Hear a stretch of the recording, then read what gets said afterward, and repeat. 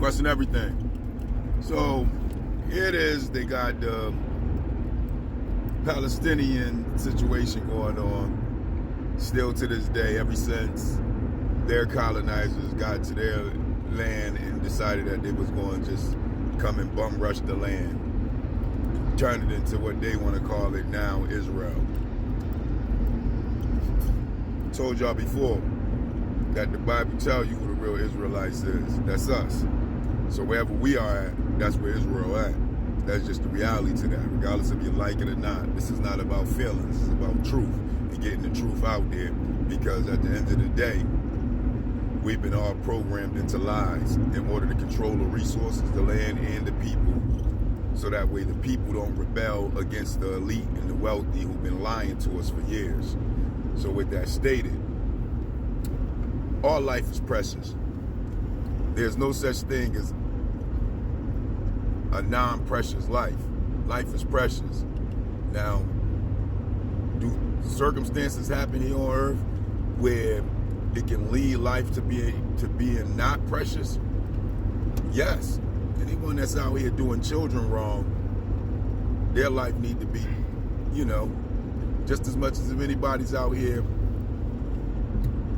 doing mass deletion or any type of deletion of anybody else's life, their life should be, So with that stated, life is precious. You don't disturb nobody's life or try to take no one's life. That's just not right. Nor is it righteous, nor is it honorable. Everybody should have the right to exist and be at, some sort of peace in his life. And when it comes to war is one of the worst life takers on the planet. Set up and pushed by people who move pens on paper, who never ever go out in the field to be a part of these lives that they send to war. They behind desks, thus destroying many lives for their own gain, which is resources, which is squabbles and arguments and misagreements and so on, and disagreements that don't have nothing to do with anything other than their agendas. And it causes many young lives to be taken based off of these wars.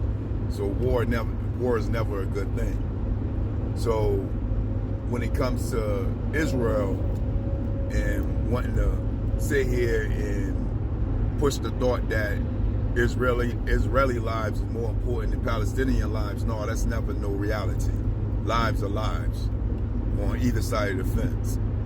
And to try to demonize one over the other to take lives, nah, that's not a reality, man. That's not real.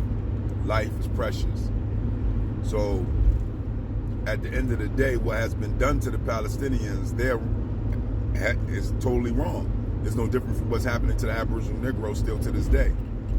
No nation of people want to be oppressed. No nation of people want to be demonized, controlled, and manipulated out of their resources or their land. No different from the Aboriginal Negroes here in America today being demonized and manipulated out of their land of America. But this is what colonizers come to do.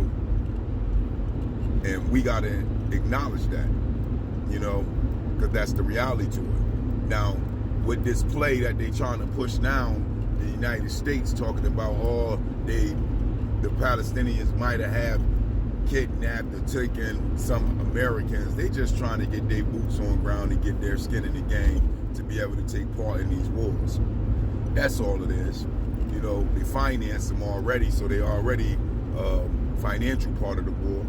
They just trying to get their boots on ground to be 100% in the war. But getting boots on ground means putting your children that enlisted into these wars.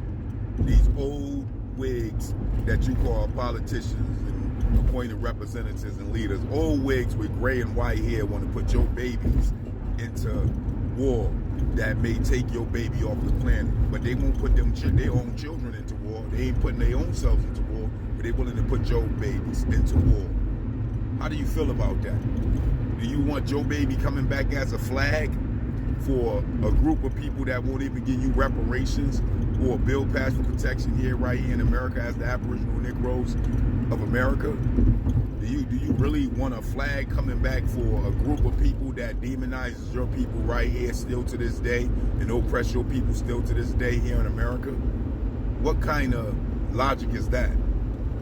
To send your baby off to war for a country that won't give you justice here in America, for a government that still owe you legally and won't acknowledge it or honor it. Why would you want to go do anything for a government like that as the Aboriginal Negroes of America? How do you stand up for a government that won't stand up for you right here in the country that they're supposed to be governing? How do that work? Right now they're talking about your babies in New York and around the cities on looting based off of being impoverished and poor, and them maintaining your poverty and maintaining you being poor. They don't talk about them maintaining you being poor, but they want to talk about you trying to do something about being impoverished through looting and many other different ways that you try to do survival work in order to survive, like Jessica Ramos and the senator of New York have said for the illegal immigrants.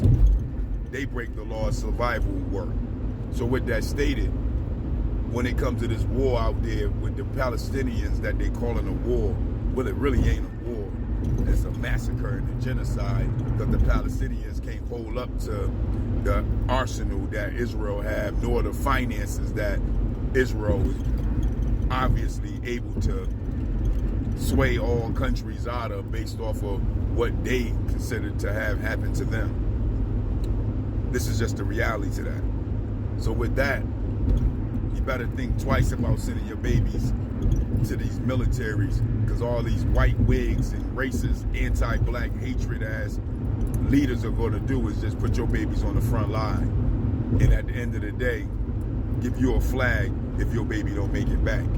And at the same time, demonize your babies into a place where they look at them like they're criminals and have to be prosecuted to the fullest of their law here in America, while not giving you a bill passed for their hate crimes that happen to you in America, at the same time maintaining the majority of your people in ghetto slums and hoods under poverty, that they can keep you poverty stricken so that way they can fill up their private prisons when you try to do survival work in order to survive, when the system don't want to acknowledge that you need work or need reparations or need that redlining to be uplifted or need that economic oppression to be moved so that way your people can get resources to their community.